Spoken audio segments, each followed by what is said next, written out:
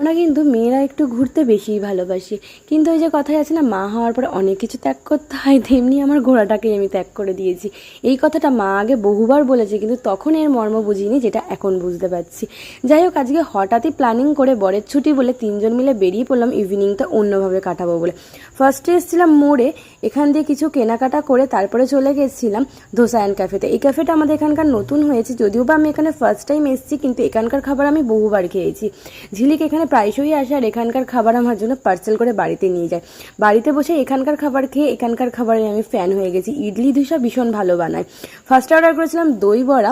ঝিলিক যেহেতু দই বড়া খেতে ভীষণ ভালোবাসে, অর্ডারটা ওর ছিল। তারপরে আমি নিয়েছিলাম একটা ধোসা। এখানে ধোসার তদন্ত চলছে, আর মেয়ে বাবার সাথে বেরিয়ে একটা ডগি কিনে নিয়ে এসেছে। এদিকে দেখো এক দাদাভাইকে পেয়ে আলাপ করতে শুরু করে দিয়েছি ইনি।